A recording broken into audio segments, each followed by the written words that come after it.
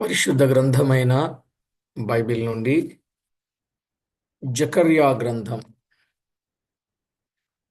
14వ అధ్యాయం 9 నుండి 11 వచనాలు చదువుకున్నాం. జకర్యా గ్రంథం 14వ అధ్యాయం 9 నుండి 11 వచనాలు. యెహోవా సర్వలోకమునకు రాజయుండును. ఆ దినమున యెహోవా ఒక్కడే అనియు ఆయనకు పేరు ఒక్కటే అనియు తెలియబడును. యెరూషలేము బెన్యామీను గుమ్మము నుండి మూల గుమ్మము వరకును, అనగా మొదటి గుమ్మపు కొన వరకును, హనన్యేలు గుమ్మము నుండి రాజు గానుగల వరకును వ్యాపించును. మరియు గెబ నుండి యెరూషలేము దక్షిణపు తట్టుననున్న రిమోను వరకు దేశమంతయు మైదానముగా ఉండును. పట్టణము ఎత్తుగా కనబడును. జనులు అక్కడ నివసింతురు. శాపము ఇకను కలుగదు. యెరూషలేము నివాసులు నిర్భయముగా నివసింతురు. చదవబడిన ఈ లేఖన భాగం కొరకు ప్రార్థన చేద్దాం.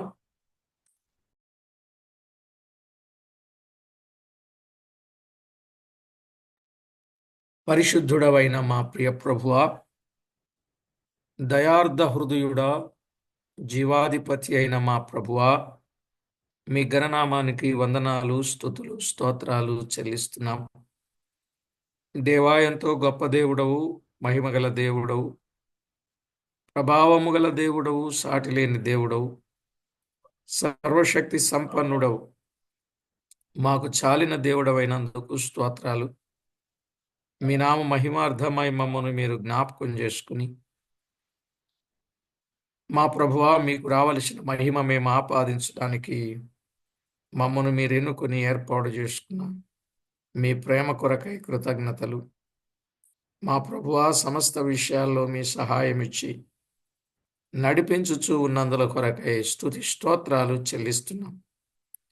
ప్రాణప్రియుడా, అన్ని విషయాలలో మీ కనికరమును మాకు చూపి మా పక్షంగా చేస్తున్న మేలులను బట్టి మిమ్మును స్తుతిస్తూ, కొద్ది నిమిషాలు మీ వాక్యములో నుండి వాస్తవాలు మేము తేటగా వినగలుగునట్లు ఆత్మకార్యమును జరిగించమని వేడుకుంటూ మా ప్రభు అయిన యేసు క్రీస్తు నామమున స్తుతించి ప్రార్థించి వినయులమై వేడుచూ ఉన్నాము తండ్రి. ఆమేన్. ప్రభునందు ప్రియులారా, మనం చదువుకున్న ఈ వచన భాగాలలో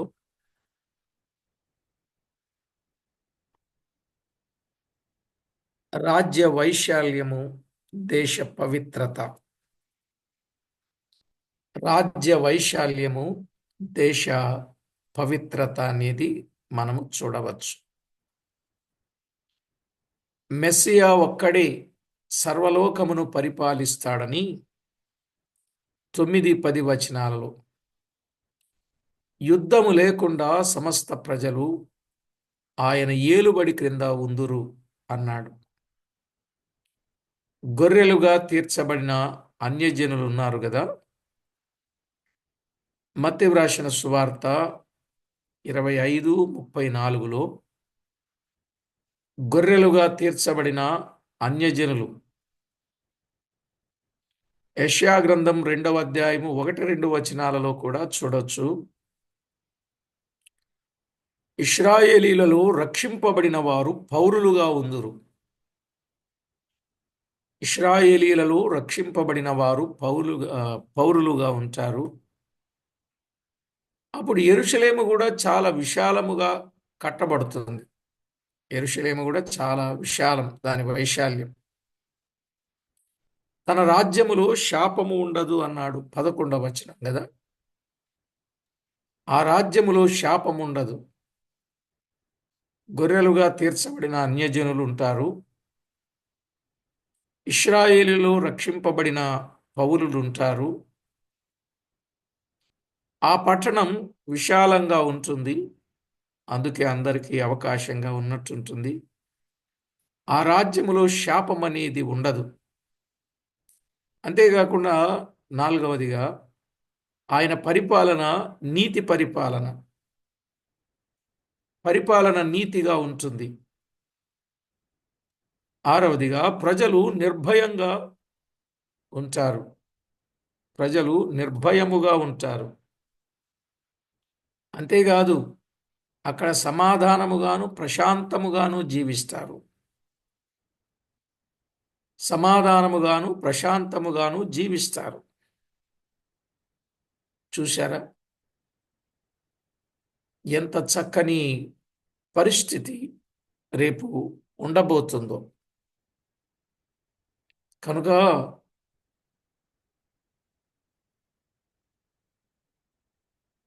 యెషయా గ్రంథం 32వ అధ్యాయం 1-2 వచనాలలో ఎంతో చక్కని నీతి పరిపాలన ఆయన జరిగిస్తూ ఉన్నప్పుడు ప్రజలు నిర్భయముగా, సమాధానముగా, ప్రశాంతముగా, ఆనందముగా ఆ విశాల పట్టణంలో సంతోషముగా జీవిస్తారు.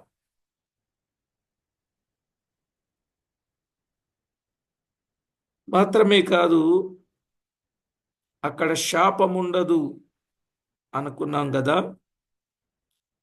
శాపముండదు. 8వ వచనంలో 14:8లో ఆ దినమున జీవజలములు యెరూషలేములో నుండి పారి అన్నాడు. ఆ దినమున యెరూషలేము నుండి జీవజలములు పారతాయి అన్నాడు. జీవజలములు అంటేనే ఆశీర్వాదము అని అర్థం.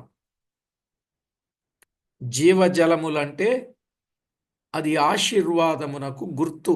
అక్కడ చెప్పిన సందర్భం అయితే ఆయన సన్నిధి నుండి ఆయన రాజ్యములో ప్రవహించుచూ ఉంటాయి. యోవేలు గ్రంథంలో కూడా చెప్పాడు. 3వ అధ్యాయం 18వ వచనంలో 3వ అధ్యాయం 18వ వచనంలో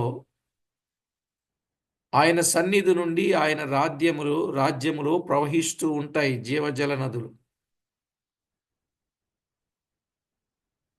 అందుకే ప్రియులారా, ప్రతి ఒక్కరూ ఆ దేశములో ప్రవేశించడానికి సిద్ధపడాలి. క్రొత్త నిబంధన క్రైస్తవులమైన మనము వారు యెరూషలేములో ఉంటే మనము నూతన యెరూషలేమైన పరలోకములో ప్రవేశిస్తాం. ఆ పరలోకములో ప్రవేశించాలి అంటే ప్రభు అన్నారు, నేనే మార్గం, నేనే సత్యం, నేనే జీవం. I am the way, the truth and the life అన్నాడు. I am the way, the truth and the life. కనుక ఎవరైతే ఆయనను వెంబడిస్తారో, ఆయన మార్గములో జీవిస్తారో, ఆయనతో యుగయుగాలు సంతోషిస్తాం. నీతి పరిపాలన. అందుకే ప్రియులారా, ప్రతి ఒక్కరూ కూడా దేవునికి మహిమకరంగా మార్చబడి ఆయనకు అనుకూలులుగా జీవించుట అది ఎంతైనా ఆశీర్వాదకరం. ఆ విధంగా ప్రతి ఒక్కరూ సిద్ధపడటం అది ఎంతో మేలని మీకు ప్రేమతో మనవి చేస్తున్నాను.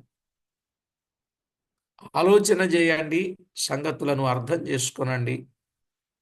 దేవాది దేవునికి వెళ్ళవలసిన మహిమ ఆపాదించడానికి సిద్ధపడదాం. రాజు ఆయనే, రాజ్యము ఆయనే. ఆయన ఏలుబడిలో ఏం కావాలి చెప్పండి? నిర్భయము, సమాధానము, ప్రశాంతత, ఆశీర్వాదం. ఇవేగా ఈ లోకములో ఇవి దొరుకుతాయంటారా?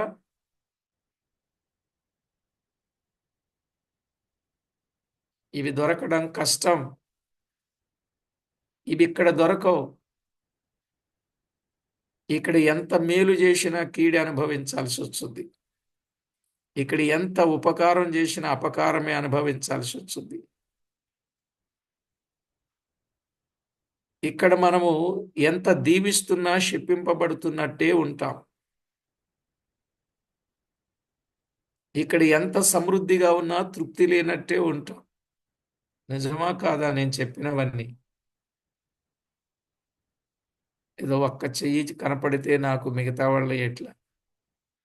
వాస్తవాలు ఒప్పుకుందామండి. నిజమే, మన జీవితంలో ఎదుర్కొనే పరిస్థితులను బట్టి. ఇప్పుడు 12 నుండి 15 వచనాలు చదువుకుందాం. 12 నుండి 15 వచనాలు. జకర్యా గ్రంథం 12 నుండి 15 వచనాలు. మరియు యెహోవా తెగుళ్లు పుట్టించి యెరూషలేము మీద యుద్ధము చేసిన జనములందరినీ ఈలాగున మొత్తును. వారు నిలిచియున్న పాటునని వారి దేహములు కుళ్ళిపోవును.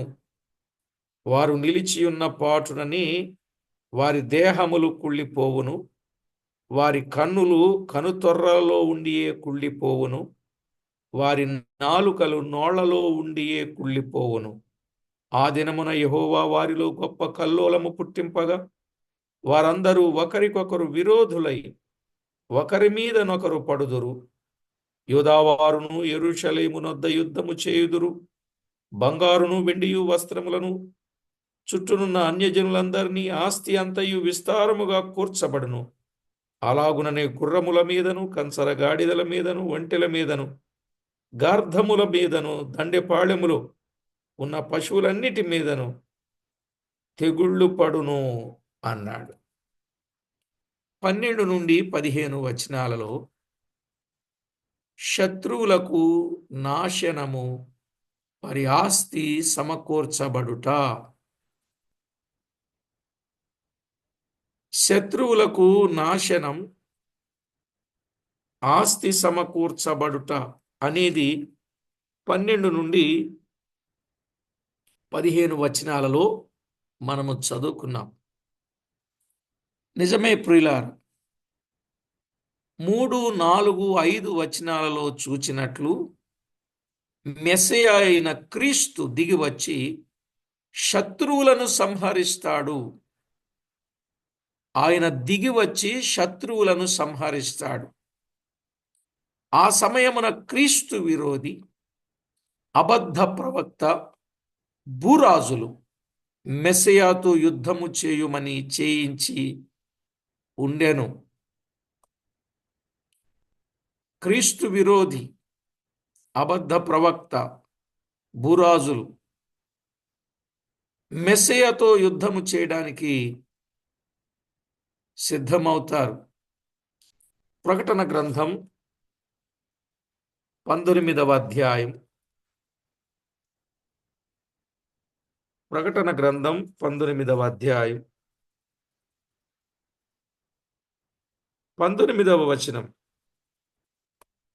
మరియు ఆ గుర్రం మీద కూర్చున్న వానితోను ఆయన సేనతోను యుద్ధము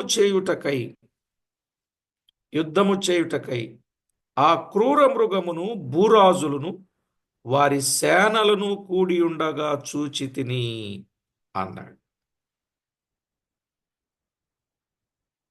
ఆ గుర్రం మీద కూర్చున్న వానితో యుద్ధ వీరుడైన ఆయనతోనూ ఆయన సేనతోనూ యుద్ధము చేయడానికి ఆ క్రూర మృగము, భూరాజులు, వారి సేనలు కూడి ఉన్నట్లుగా మనము చూస్తున్నాం.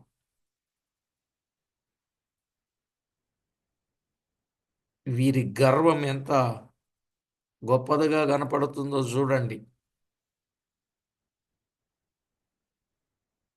అసలు ఆయన దిగి వచ్చినను ముఖ శ్వాస నోటి ఊపిరి చేత వారిని ఏం చేయగలడు? ఆయన సంహరిస్తాడు. నోటి ఊపిరితో సంహరిస్తాడు. వాళ్ళకి అర్థం కావట్లే. తెస్సలోనికైలకు రాసిన 2వ పత్రిక 2వ అధ్యాయం 8వ వచనంలో, తెస్సలోనికైలకు రాసిన 2వ పత్రిక 2వ అధ్యాయం 8వ వచనంలో నోటి ఊపిరి చేత వారిని సంహరించును. అదే సంగతి ప్రకటన గ్రంథం 19వ అధ్యాయం 20-21 వచనంలో మనము చూస్తాం. 20-21 వచనములో ఆ మాటలు మనము చూస్తాం. ఎంతో ఘోరమైన శిక్ష వారు అనుభవిస్తారు. ఆయన నోట నుండి వచ్చిన వాటిని చదువుచున్నాం. అదే వాగ్దాండం, ఆగమన ప్రకాశం తెగులు చేత మొత్తునని ఉన్నది కదా. అక్కడేమో నోట నుండి వచ్చిన ఊపిరి అన్నాడు తెస్సలోనికలకు రాసిన పత్రికలో. వాగ్దండముంది, ఆగమన ప్రకాశముంది, తెగులు అనే మాటలు మనం ఇక్కడ చూడవచ్చు. వాటి చేత వారేమవుతారు? చస్తారు, నాశనమవుతారు. అలాగే ఆయన తెగులు పుట్టించగా ఆ శత్రువులు దేహములు గాని, కన్నులు గాని, నాలుక గాని కుళ్ళిపోవును అన్నాడు. అవునండి. 12వ వచనంలో వారి దేహములు కుళ్ళిపోవును, వారి కన్నులు కనుతొర్రలలో ఉండియే కుళ్ళిపోవును, వారి నాలుకలు నోళ్లలో ఉండియే కుళ్ళిపోవును. అమ్మో, ఎంత భయంకరమైన పరిస్థితి! చూడండి, దేహాలు కుళ్ళిపోతాయంట, కన్నులు కుళ్ళిపోతాయంట, నాలుకలు కుళ్ళిపోతాయట. ప్రస్తుత కాలములో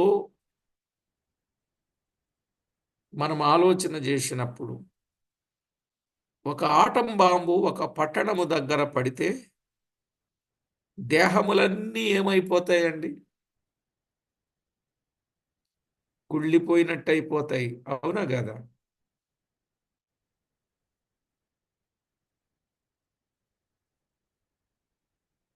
ఇది దేవుని వాక్యం వాస్తవమని తెలియచున్నది. దేహాలు కుళ్ళిపోతాయి, కాలిపోతాయి, నాశనమైపోతాయి, అవయవాలు ఎగిరిపోతాయి. ఎంతో ఘోరం. మనం చూస్తున్నాం ఇప్పుడు జరిగే యుద్ధాలు, ఎంత భయంకరమైన మరణాలు చూస్తున్నాం. చంపుకునే వాళ్ళు కొందరు, చచ్చిపోయే వాళ్ళు కొందరు. ఎంత భయంకరం! ఎంత భయంకరం!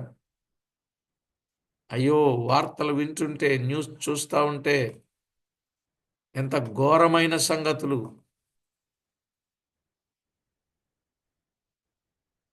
ఇవన్నీ జరిగినప్పుడు బైబిల్ గ్రంథం సత్యమని రుజువగుతున్నది. బైబిల్ గ్రంథం ఖచ్చితంగా అది సత్యమైన గ్రంథం. మరియు ఆ యుద్ధములో యెరూషలేం మీదికి వచ్చిన శత్రువులే ఒకరికొకరు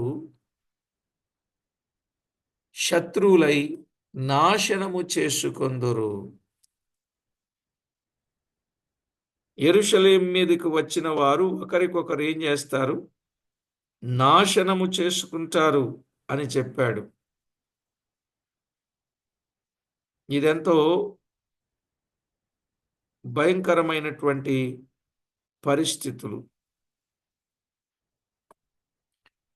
13వ వచనంలో ఉన్నది, ఆ దినమున యెహోవా వారిలో గొప్ప కల్లోలము పుట్టింపగా వారందరూ ఒకరికొకరు విరోధులై ఒకరి మీదనొకరు పడుదురు, ఒకరి మీదనొకరు పడుదురు. ఇలాగు నాశనము చేసుకొనుట చేతను, తెగుళ్ల చేతను శత్రువులు నాశనము కాగా ఇశ్రాయేలీలు అతి విస్తారమైన ఆస్తి సమకూర్చుకుంటారు. అది 14-15 వచనాలు. విస్తారమైన ఆస్తి. శత్రువులు ఇలా నాశనం అయిపోతారు. ఒకటి తెగుళ్ల చేత నాశనం, రెండు యుద్ధము చేత నాశనం, ఒకరికొకరు చంపుకొని నాశనమైతే వారి ఆస్తి అంతా ఇప్పుడు ఎవరిది? ఇశ్రాయేలీలు అతి విస్తారమైన ఆస్తి సమకూర్చుకుంటారు. ఒక మాట ఉంది కదండి ప్రసంగి గ్రంథంలో, దైవ దృష్టికి ఇష్టుడగు వానికి ఇచ్చుటకై పాపాత్ముడైన వాడు పోగు చేసి సిద్ధపరుస్తాడంట. చదివారా వచనం? చదవలేదా? అయ్యో, ప్రసంగి గ్రంథం 2వ అధ్యాయం 25-26 వచనాల్లో ఎవరైతే దైవ దృష్టికి ఇష్టడుగా ఉంటారో అలాంటి వారికి ఇచ్చుటకు పాపాత్ముడు పోగు చేసి వాని ఐశ్వర్యం తెచ్చి దేవుని బిడ్డకి ఇస్తాడంట. పాపాత్ముడు పోగు చేసేదంతా దేవుని పిల్లలకే. అర్థమైందండి? పోగు చేయనివ్వండి, పోగు చేయనివ్వండి. ఎంత పోగు చేస్తారో పోగు చేయనివ్వండి. అదంతా ఎవరిది? దేవుని పిల్లలది. ఎందుకంటే అంతా ఆయిందే కదా! ఎవరి దగ్గర ఏమున్నా ఆయిందే. అదంతా తీసి ఆయన పిల్లలకిస్తాడు. అంతే. అప్పుడు మెస్సియా ఒక్కడే సర్వలోకాన్ని పాలిస్తాడు. రక్షించబడిన వారు పౌరులుగా ఉంటారు. ఆ రాజ్యములో శాపముండదు, ప్రశాంతత ఉంటుంది, ఆశీర్వాదం ఉంటుంది. ముందు వచనాలు వెనుక వెనుక వచనాలు ముందు ఇక్కడ వ్రాయబడ్డాయి. వాస్తవంగా 12-15 వచనాలు ముందుండాలి. కానీ 9-11 వచనాలు ముందున్నాయి. ఇది కూడా మీరు ఆలోచన చేయొచ్చు. సరే, ఏది ఏమైనా వారికేమో నాశనం, దేవుని పిల్లలకేమో సురక్షితం. సురక్షితం. వారికి నాశనం, దేవుని పిల్లలకు సురక్షితం. అప్పుడు ఆయన పరిపాలన చేస్తాడు. ఎంత గొప్ప సంగతి! ప్రియులారా, 16-21 వచనం. 16-21 వచనం చదువుకుందాం. మరియు యెరూషలేము మీదికి వచ్చిన అన్యజనులలో శేషించిన వారందరూ సైన్యములకు అధిపతియగు యెహోవాయను రాజునకు మ్రొక్కుటకును పర్ణశాల పండుగ ఆచరించుటకును ఏటేటా వచ్చురు. లోకమందుండు కుటుంబములలో సైన్యములకు అధిపతియగు యెహోవాయను రాజునకు మ్రొక్కుటకై యెరూషలేమునకు రాని వారందరి మీద వర్షము కురువకుండును.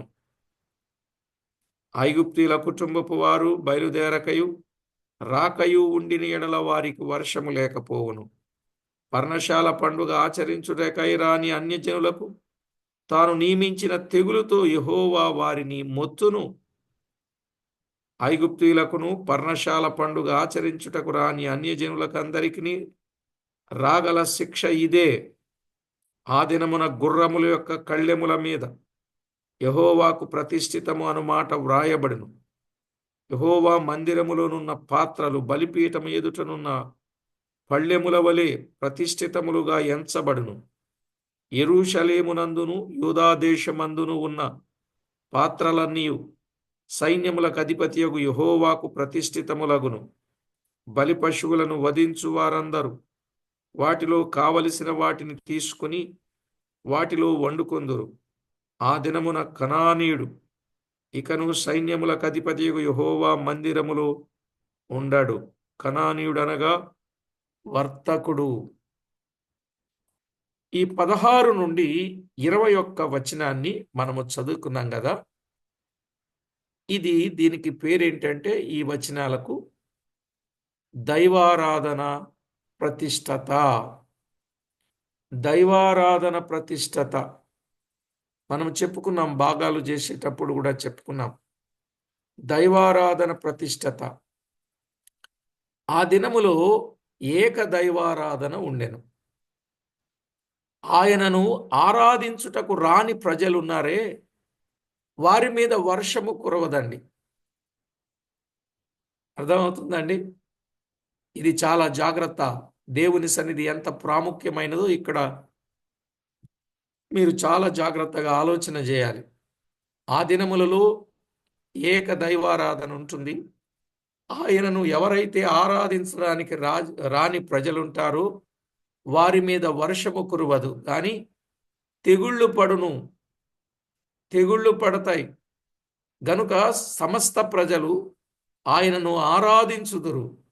దైవోపదేశముండును గనుక గుంపులు గుంపులుగా వచ్చి వాక్యమును విని మేలు పొందుదురు అని చెప్పాడు యెషయా గ్రంథం 2వ అధ్యాయం 3వ వచనములో.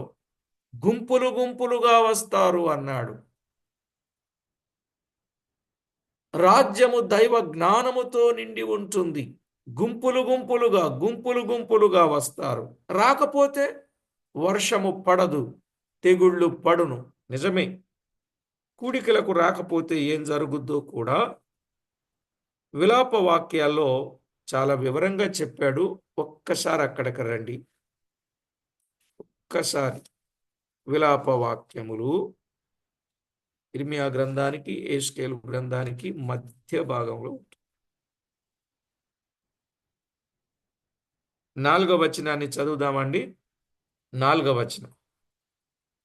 నియామక కూటములకు ఎవరును రారు గనుక సియోను మార్గములు ప్రలాపించుచున్నవి, పట్టణపు గుమ్మములన్నీయు పాడైపోయెను, యాజకులు నిట్టూర్పు విడుచుచున్నారు, దాని కన్యకలు దుఃఖాక్రాంతులైరి, అదియు వ్యాకుల భరితురాలాయను అన్నాడు. నియామక కూడికలకు ఎవరు రారు గనుక అన్నాడు. రాకపోతే ఏమేమి ఉన్నాయి?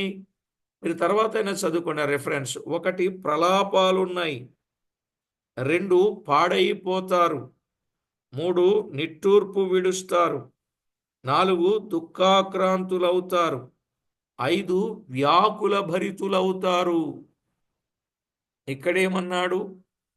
వారి మీద వర్షము కురవదు, వారి మీద తెగుళ్ళు పడును అన్నాడు. అందుకే సంఘ కూడికలకు గాని, క్రమ కూడికలకు గాని, వార కూడికలకు గాని, నియామక కూడికలకు గాని తప్పనిసరిగా ప్రతి ఒక్కరూ మానకుండా మందిరానికి రావాలి. మాకు డ్యూటీ ఉందండి, మాకు ప్రయాణం ఉందండి, మాకు కార్యక్రమాలు ఉన్నాయండి, మాకేవో ఉన్నాయండి, మేము ఒక్క ఆదివారం ఇలా వచ్చి అలా వెళ్ళిపోతామండి, ఇలా వచ్చి అలా వెళ్ళిపోతాం. ఇక కొన్ని సంఘాలు అయితే అయ్యగారు ఆశీర్వాద ప్రార్థనకు మాత్రమే లోపలికి దిగుతారు. ఈయన కూడా వాళ్ళ బతుకులు బాగోకపోయినా మిమ్మల్ని అందరినీ దేవుడు దీవించి ఆశీర్వదించునుగాక అంటాడు. అనకూడదు. శాపగ్రస్తుడిని ఆశీర్వదించమని చెప్పింది ఎవరయ్యా? దైవ సేవకుడా? అందరిని ఆశీర్వదించమనకూడదు. పరిశుద్ధులకు దేవుని ఆశీర్వాదము తోడయుండును గాక అంటే మంచిది. ఆ సంగతి కూడా తెలియకుండా వచ్చిన వారందరినీ ఆశీర్వదించు నాయన. విన్నారా?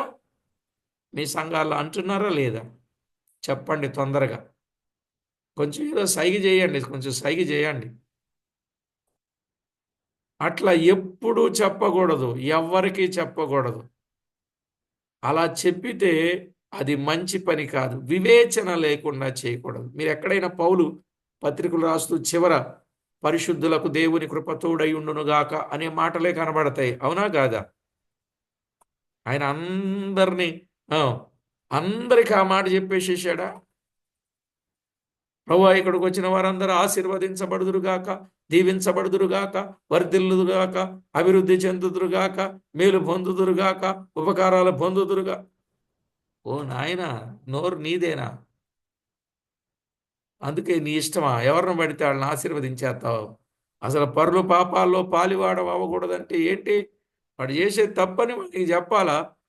ఈ తప్పు చేస్తే ఈ శిక్ష ఉంది, ఒప్పు చేస్తే ఈ మేలు ఉందని చెప్పాలా? చెప్పకుండా అంతా మూకుమ్మడిగా సామూహికంగా అలా చెప్పడం అనేది నాట్ కరెక్ట్. మీరేమన్నా అనుకోండి. మీరు కూడా ఇప్పుడు దాకా అలా చెప్పేవాళ్ళు అయి ఉంటే మీరు వెనక్కి తీసుకోండి, జాగ్రత్త పడండి. పట్టుకోండి రమేష్ గారు, ఇది కూడా చాలా పట్టుకున్నారు మీరు. ఈ సాక్ష్యంలో విన్నప్పుడు ఫుల్ హ్యాపీ అయిపోయాను నేను. ఇలాంటివి కూడా పట్టుకోండి, చాలా ఉపయోగకరంగా ఉంటుంది. కాబట్టి ప్రతి వ్యక్తి కూడా సంఘ కూడికలకు, నియామక కూడికలకు రావాలి. రాకపోతే కలిగే నష్టం చూశామా లేదండి? చూశాం. ఆ రోజుల్లో ఆయన ఆరాధించడానికి, దైవోపదేశము పొందడానికి గుంపులు గుంపులుగా వస్తారట. అప్పుడు రాజ్యమంతా దైవ జ్ఞానముతో నిండి ఉంటుంది. ఆ సమయంలో వాహనములు ప్రతిష్ఠించబడును అన్నాడు. ఏమంట?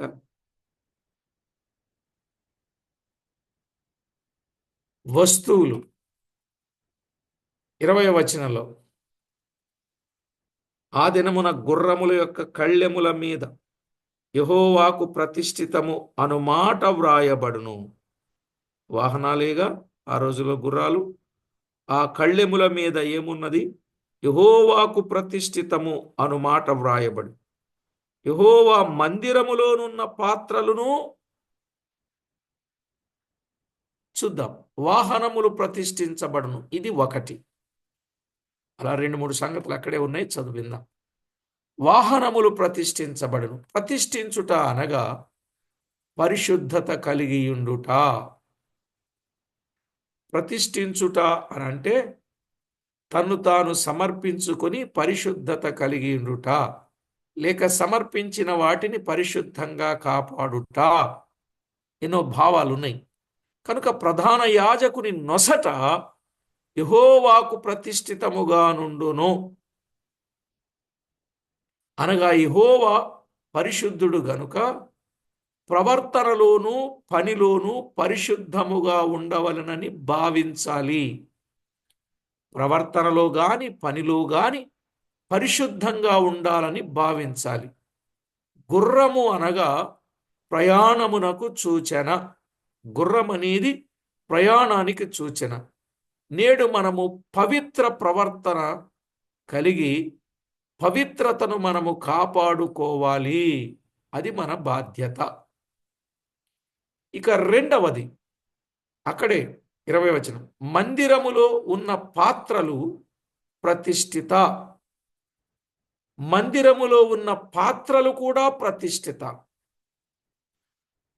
మందిరములో ఉన్న పాత్రలు అనేది దేవుని సేవా జీవితమును సూచించుచున్నవి.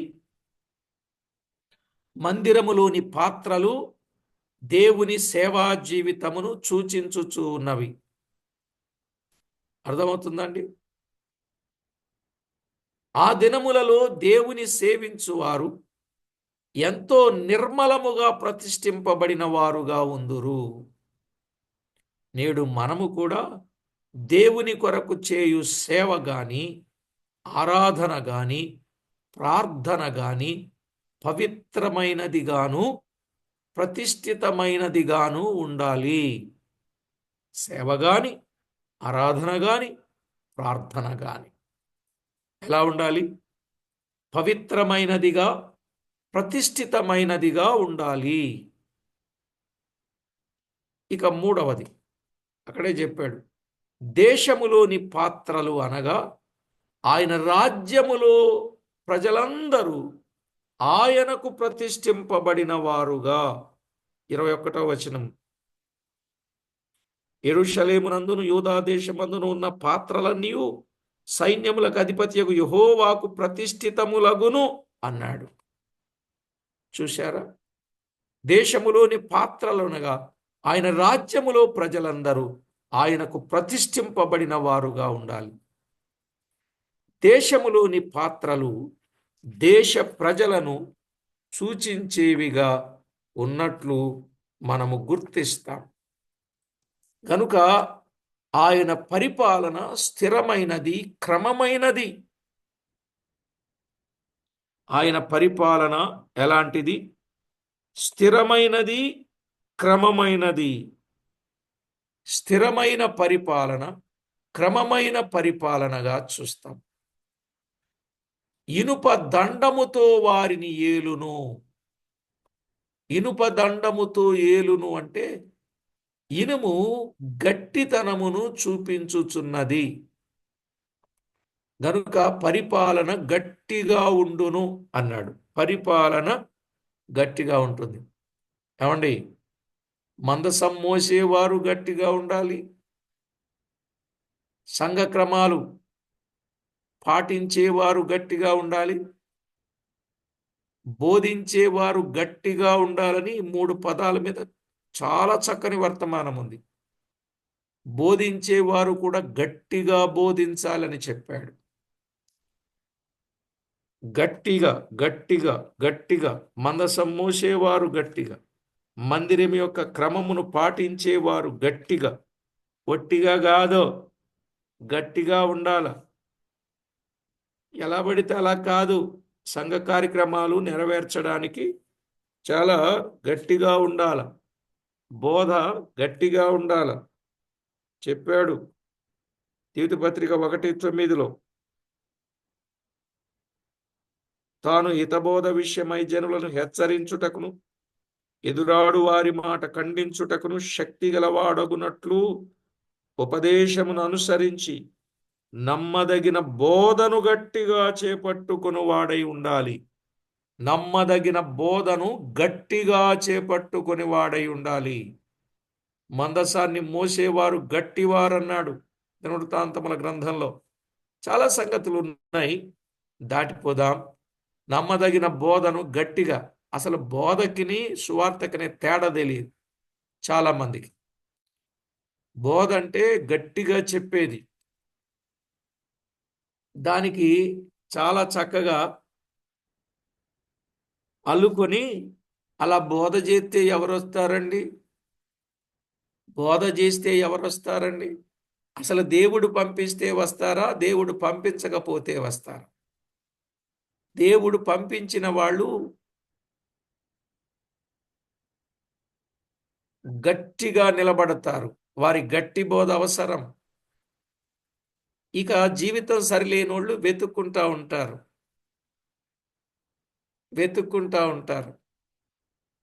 అంటే తప్పు చేసినా సమర్థించకూడదు. మనం తప్పును తప్పుగా ఖండించాలి. తప్పును తప్పుగా ఖండించాలి. పాపమును పాపముగా ఖండించాలి. దుష్టత్వమును ప్రజలలో నుండి తీసివేయాలి.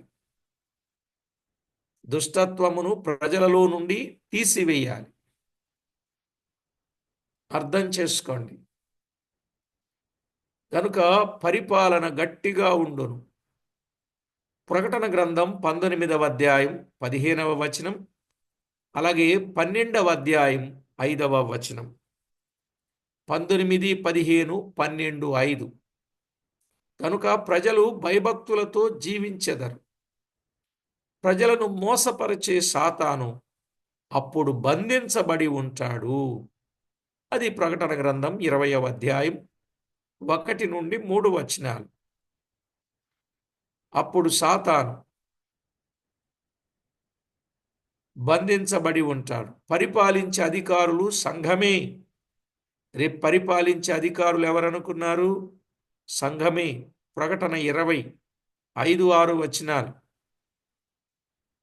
వారు పరిశుద్ధులు, న్యాయముతో పరిపాలన చేయుదురు గనుక ఆ రాజ్య పౌరులు పరిశుద్ధులుగా జీవిస్తారు. పాపమునకు వెంటనే శిక్ష ఉంటుంది గనుక త్వరపడి పాపము చేయకయుందురు. బలులు అర్పించేవారు అనగా యాజకులు పరిశుద్ధులుగా ఉంటారు. ఆ దినమున కనానీయులు లేక వర్తకుడు అనగా లోకమాలిన్యము కలిగిన వాడు ఆ రాజ్యములో ఉండడు. కనానీయుడంటే వ్యాపారస్తులు అనగా వర్తకులు.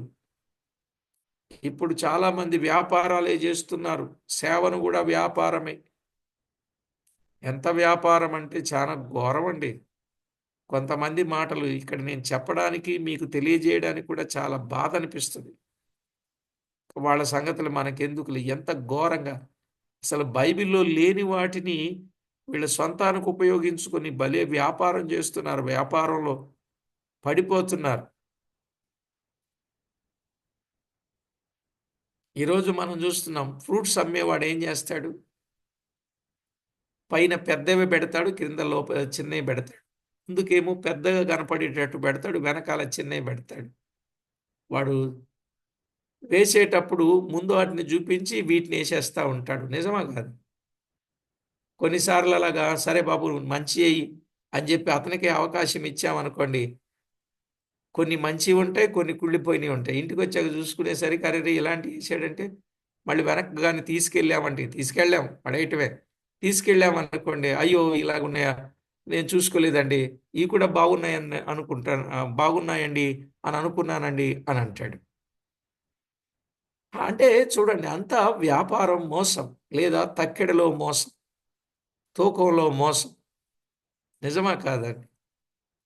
చాలా భయంకరంగా ఉంటుంది. మనం వేసినవన్నీ మంచి మంచి ఏరి అందులో వేస్తే ఏదో కబుర్లో చెప్తాడు. ఆ కబుర్లో చెప్పి మనం కట్టిన కవర్నేమో ఇక్కడ పెట్టి ఆడు ముందే పెట్టుకున్న కవర్ని మన చేతిలో పెడతాడు. చూసారా లేదా?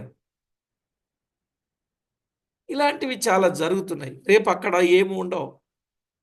వర్తకులు లేరు, వ్యాపారస్తులు లేరు, మాలిన్యము కలిగిన వారు ఆ రాజ్యములో ఉండడు. మరి అలాంటి అమూల్యమైన రాజ్యము కావాలంటే ఏం చేయాలి? ఇప్పుడు ఈ కూడికలో ఇంకా ఎవరైనా క్రీస్తు ప్రభువుని అంగీకరించి రక్షించబడకపోతే ఈ రోజైనా రక్షించబడడం మంచిది. ఆయన రాజ్యములో పాలకులుగా ఉంటారు. ఈ సత్యమును ఆచరించు వారందరూ ఈ గొప్ప భాగ్యాన్ని పొందుతారు. ఒకవేళ అలాగూ కాకపోతే నష్టాన్ని అనుభవిస్తారు. చూశాంగా, దేహాలు కుళ్ళిపోతాయి, కన్నులు కుళ్ళిపోతాయి, నాలుకలు కుళ్ళిపోతాయి, ఆరని అగ్నిగంధకాలతో మండుగుండములు కాలిపోతారు. దాని నుండి తప్పించుకొని దైవరాజ్యములో ప్రశాంతంగా ఉండడానికి ప్రతి ఒక్కరూ సిద్ధపడండి. యేసు ప్రభు ద్వారానే రక్షణ. యేసు ప్రభువే మన కొరకు తన ప్రాణం పెట్టాడు, మరణించాడు, తిరిగి లేచాడు. నా ద్వారా తప్ప ఎవడును తండ్రి వద్దకు రాడు అన్నాడు. నేనే మార్గం, నేనే సత్యం, నేనే జీవం అన్నాడు. కనుక ఆయనను వెంబడించి ఆయనతో సహవాసం చేసి మనమందరం పరలోక రాజ్యంలో ప్రభుతో యుగయుగాలు ఆనందిద్దాం. అలాగున మీరు కూడా ప్రభుతో ఆనందించేవారుగా ఉండాలని మనసారా కోరుకుంటూ జకర్యా గ్రంథాన్ని ముగిస్తూ మరొక గ్రంథాన్ని రేపు ప్రస్తావిస్తూ లేఖన సత్యాలలో ఉన్న వాస్తవాలు మరిన్ని నేర్చుకుందాం. దేవుని మహాకృపను బట్టి 64 65 వర్తమానాలుగా జకర్యా గ్రంథాన్ని మనం 14 అధ్యాయాలలో 65 వర్తమానాలు వినే కృపను దేవుడిచ్చినందుకు మనము దేవునికి కృతజ్ఞతలు చెల్లిద్దాం. దీన్ని 1 గంటలో చెప్పేయొచ్చు జకర్యా గ్రంథం అంతా కూడా. కానీ చాలా మనం చెప్పుకుంటూ, ఎందుకంటే మనం వినేది ఏదైనా మనకు తేటగా అర్థం కావాలి. అర్థం కాకుండా మనకి ఉండకూడదు. అందుకే ఆరాధించడానికి రావాలి కదా. వారు మ్రొక్కుటకు, పర్ణశాల పండుగకు ఆచరించుటకు ఏటేటా వచ్చే వాళ్ళని చూస్తున్నాం. కనుక దైవారాధన చేయాలంటే ప్రియులారా మానక ప్రభు కొరకు రావాలి. దేవుడు మనకి ఏది ఇచ్చినా అది దేవునికే ఇవ్వాలి. వస్తువుల, వాహనాల, లేక వసతుల, వనరుల, అది ఏదైనా దేవుడిచ్చింది. దేవుడు మనకిచ్చిన దాన్ని దేవునికి ప్రతిష్ఠిత చేసి దేవుని కొరకు మనము నమ్మకంగా జీవించడం అనేది నేర్చుకుందామండి. దేవుడు మనకి ఏది ఇచ్చినా అది దేవుని కొరకే ఉపయోగిద్దాం. ప్రతి ఒక్కరూ కూడా దేవుడు మీకు ఏది ఇస్తే అది దేవుని కొరకు ఉపయోగిద్దాం. దేవుని కొరకు ఉపయోగిద్దాం. దేవుని మహిమ కొరకు ఉపయోగిద్దాం. అనవసరంగా అన్నిటికీ ఉపయోగించకండి. ఒకవేళ సొమ్మిచ్చిన అది వ్యర్థంగా ఖర్చు చేయకండి. అది దేవుని కొరకు, దేవుని సేవ కొరకు, పరిచర్య కొరకు, ప్రభు పని కొరకు ఉపయోగించండి.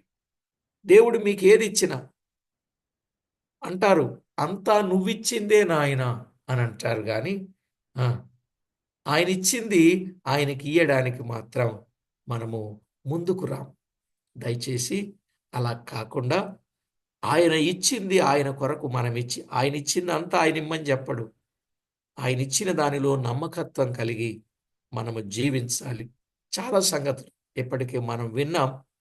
కాబట్టి ఇక ముందుకు కూడా ఎన్నో సంగతులు విందాం. తర్వాత ఏ బుక్ విందామో ప్రార్థన అయిన తర్వాత డిసైడ్ చేసుకుందాం. సరేనండి, ప్రార్థన చేసుకుందాం. పరిశుద్ధుడవైన మా తండ్రి, ఘనుడవైన మా దేవ, మీకు స్తోత్రములు చెల్లిస్తున్నాం.